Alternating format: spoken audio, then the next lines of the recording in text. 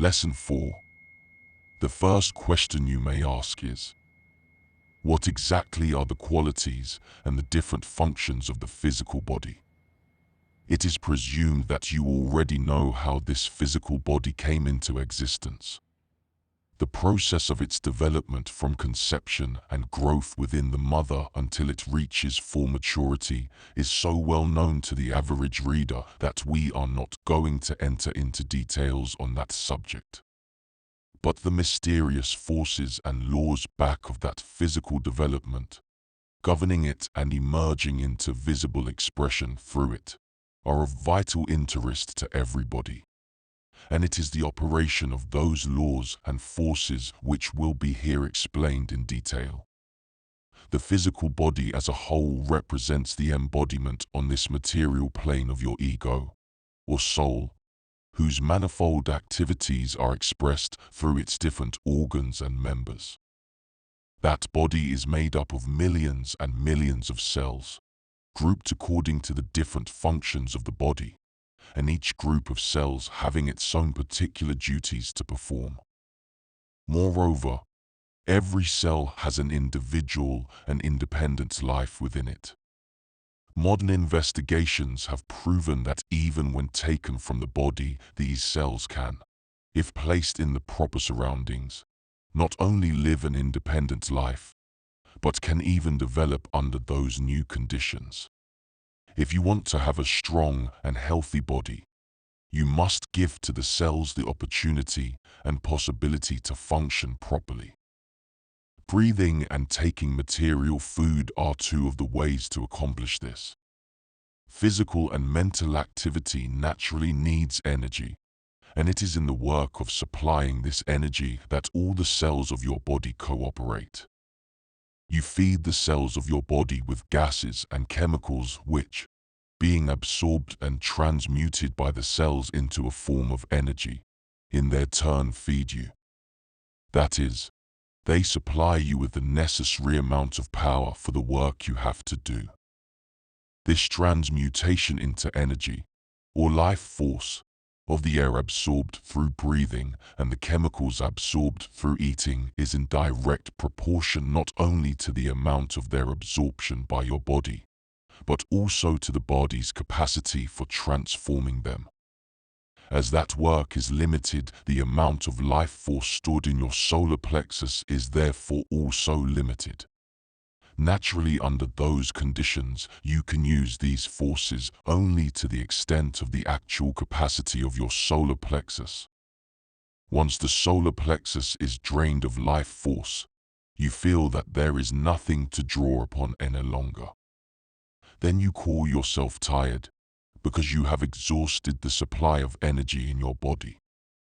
Yet nature, who takes good care that her children should never be left stranded at the time when they need her support, has provided various physical channels through which to replenish this store of energy by tapping the great universal reservoir of power. For instance, the hair on your body, which is developed more on certain parts of it than on others, as well as the hair on your head, is of tremendous value in helping you to recoup your physical forces.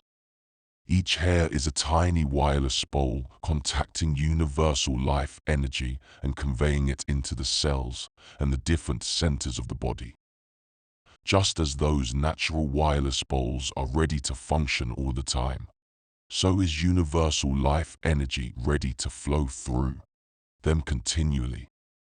Another major means for contacting the energy outside is through the fine network of nerves which send their tendrils to the skin over every portion of the body, where these tendrils are concentrated to form a genuine mat of sensitiveness, such as in the balls of the fingers, the palms, soles of the feet, etc.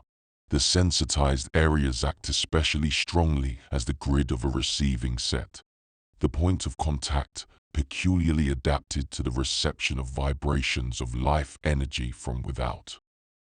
With all this highly specialized apparatus already at your disposal, it would seem as if that power ought to be flowing into your body all the time.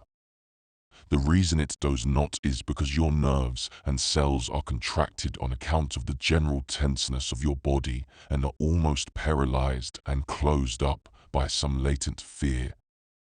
Naturally, under these conditions, the life force concentrated within your life center cannot attract the universal life energy which surrounds your body on every side. That is why relaxation and silence are such important exercises for the harmonization of the body. If human beings would live a natural life and would be in as close contact with the forces of nature as is the rest of creation, there would be no necessity to contact universal life energy. It would continually flow into the body, as there would be no obstacles to prevent the inflow. The more life energy enters into your body, the stronger the individual cells will become. As the entire body is made up of millions of cells, it is obvious that the well-being and proper functioning of that body as a whole depends chiefly on the well-being and proper functioning of its component cells.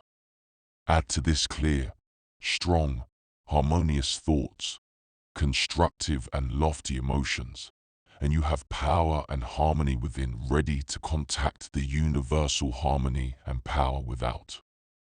That power, flowing through the cells as the medium of transmission, bathes them individually and collectively with life energy, refreshing and stimulating them, washing them clean from impurities and building them up naturally into a healthy, strong and beautiful body, a fitting instrument for the expression of the individuality that dwells within. As stated previously, harmony means equilibrium, and equilibrium is power. If you want to be powerful, you must achieve the balance which power demands for its most efficient expression. There is no better way to obtain that balance than by bringing out your fundamental qualities. Remember that your body is the outgrowth, the vehicle through which your soul's individuality expresses its activities. If the four fundamental qualities, life, mind, law, truth, and love, as explained in a previous lesson, are given physical expression in your daily activities, they will by nature build up adequate physical channels for that expression. That is, in proportion as those four qualities are brought out in your own individuality, they will be reflected in the body, which is but the material counterpart of that individuality. Remember also there are two ways of bringing out those qualities, each way of equal importance and each supplementing the other. The continual use, through the star exercise and the mental contact, of universal life energy, whose essential function it is always to establish equilibrium, will automatically develop them within you, promoting their growth to the point where they will blossom into your consciousness as ready for expression. Then your conscious application of them by performing every act with energy, intelligence, accuracy, and joy will cultivate and strengthen them in an increasing and harmonious growth, which will visibly manifest itself in the various organs and members of your body. As your body is simply the visible, material expression of the activities of your own individuality, naturally, if those activities are harmonious, their physical expression must be so also. Real harmony, power, and consequently beauty of body, absolutely unattainable unless equilibrium is first established within the individual and manifested through his daily activities. It has often been noticed that when individuals are happy, that happiness radiating from their faces makes them appear actually beautiful, though originally they may have been very plain. The explanation is, of course, that the inner sense of happiness, of love, is able to produce such a transformation. If that inner condition were sustained through any length of time, the effect would be so radical and lasting that the body would not only appear to be transformed, but would actually be transformed and would remain so as long as the cause of that transformation continued to be active within the inner self of the individual. The definite physical process through which such fundamental causes obtain permanent expression usually takes place more quickly with young people than with older ones.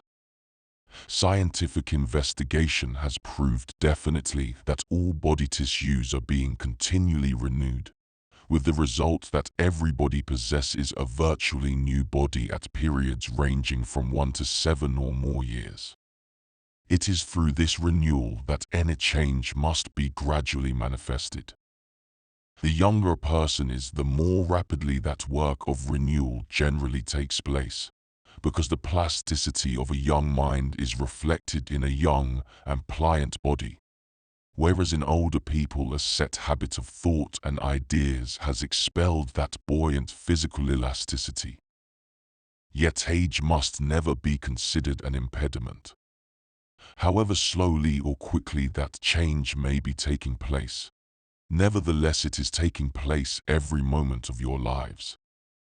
Not a minute passes, but what some element of the new invades every tissue of your body to replace a corresponding amount of the old and worn out which it expels. You who will honestly and perseveringly follow the instructions here given will so temper with your aroused qualities this new fabric which is being perpetually knit into your being that you will produce most astonishing bodily changes, both as to appearance and as to producing power. Naturally, the transformation of your body is so gradual that you will not notice it at first. Yet the growth from within your body is continually operating, and if you have in you a continual flow of life energy, as well as harmony in your thought and action, then life force penetrating into every cell is bound to make that physical side of your triune nature grow healthier, stronger, finer and more beautiful all the time. All you need to do is to apply the rules and laws stated before, and particularly to use universal life energy continually, never worrying about the results. The very forces and laws you put into operation will take good care that the results manifested in your body shall be in exact proportion to the direct application of those laws and forces in you. The right kind of food, well prepared but not too much of it, especially for grown people, will help a great deal in that work of harmonization of your body. Vegetarian food is by all means preferable to the ordinary meat diet. You have only to look into the great book of nature to find there the answer to your query as to which diet is preferable, meat or vegetable. The animals which can produce the greatest continual physical effort are vegetarians, as for instance elephants, bulls or horses. Carnivorous animals can produce a great deal of energy in a single effort, but only for a very short duration of time. Sustained effort is almost an impossibility for most of them. However, the demands of our modern life call for this sustained effort. A sufficient proof that there is already a dim realization of this exists in the increasing number of vegetarians. Eventually the whole human race will become vegetarians and fruitarians. Yet as in everything else, gradual growth is preferable to an abrupt change, and for that reason you are advised to cut what you feel like for the time being. Inner adjustment will demand a different kind of a food to sustain your physical body, and then without any effort you will adopt a different diet. It will be no more a sacrifice to you, as you will have gotten into that new condition. Under these circumstances your body will be changed gradually, and will not suffer depletion or cause you any such physical discomfort as usually afflicts those who make a sudden radical change. The same can be said in regard to smoking, drinking or any other similar habits. You will be able to get rid of them not by fighting or trying to overcome them, but through transmutation into healthy habits. There again, the continual use of universal life energy will be of invaluable assistance to you. Being a perfect power, it will by and by eliminate from your system all harmful desires and appetites. Scientific breathing is also very helpful in the work of harmonization of your body. Most people breathe only to a partial capacity of their lungs. Under such conditions, there is not a sufficient amount of oxygen conveyed into the body. As oxygen is, next to universal life energy, the most important element for the subsistence of all life, it is obvious that if you do not absorb a sufficient amount of it through breathing, your physical body suffers as a result of that shortcoming. The above-mentioned scientific breathing performs also a great service aside from the mere introduction of oxygen into the system. Based usually on the beats of the heart, it attunes the rhythm of the life within to the vast rhythm of the universal life energy outside. Thus it is an excellent help in establishing a quick and vigorous contact between the two. Western systems of breathing, of which the object is only to bring about harmonious physical results, are preferable to Oriental methods, which are not so much concerned with the physical results obtained as with the development of psychic powers within the individual. There are quite a number of very good methods of scientific breathing which may be found in books on physical culture written by specialists in America as well as in Europe. A good system is that of D.R.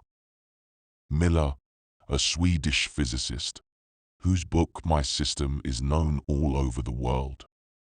Modern science constantly gives more and more scientific information in all directions, and in this direction also. Only by taking the trouble from time to time to keep yourself informed about the latest discoveries made along specific lines can you progress together with the general progress of human knowledge. Physical exercises and sports of any kind are very necessary for your well-being. As physical exercises, the daily dozen by wall to camp are excellent to keep you fit. But whenever opportunity presents itself, do not despise walking, climbing stairs or any other similar effort. You will be more than amply repaid for it. Hiking, skating, swimming, rowing and all kinds of outdoor games are also excellent means to sustain the health and energy of your body. Whenever exercising or indulging in sports, always remember two capital points. First, to make the contact with universal life energy, so as to get the double benefits of the force, and second, to perform those activities with enthusiasm, since only then will they actually benefit you. An exercise performed indifferently or with reluctance, at the compulsion of the will never bring any very constructive results, because the use of the will induces a general contraction and tenseness of the body nerves and cells which completely neutralizes the beneficial influence of the exercise itself. Under such circumstances the muscles are only wearied, not refreshed, and the individual acquires from his exertion nothing but that sudden fatigue which comes from utterly exhausted tissues. Exercises. In addition to the exercises given to you in the previous lessons, the star exercise, relaxation, silence and contact, there will be given to you this week a new exercise, stimulation. The object of this new exercise is to teach you to use nerves, to contact universal life energy, and by the reaction of universal life energy in its stimulation of all cells and tissues, to make those wireless stations function ever more strongly. This exercise will help you also a great deal in the work of harmonization of your physical body. It is performed as follows. When making the contact with universal life energy, try to feel the force pouring in through every hair and nerve. You will perhaps perceive it as a tingling sensation, a feeling as if the hair were trying to stand on end. Think of your body as perfect, strong and harmonious. Do not try to localize or make specific that harmony, as the activities of your individuality may not at all coincide with your idea of what they ought to be. Think harmony as a general condition, and leave it to your higher self to see that its expressions are tempered with that harmony as they emerge into and through it. That way you will discover that what comes out is really best for you. Questions and answers to Lesson 4. 1. What does the physical body as a whole represent? The physical body as a whole is the material expression of the qualities and aggregate activities of the soul. 2. What are the forces and laws back of physical development? The forces and laws back of physical development are 1. Universal life energy. 2. The law of attraction, or harmony. 3.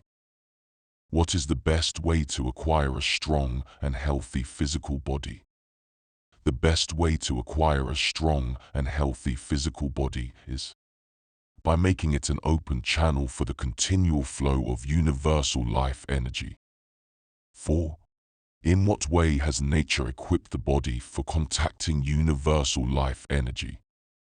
Nature has equipped the body with hair and with specialized nerve systems which act as complete radio stations for contacting universal life energy. 5.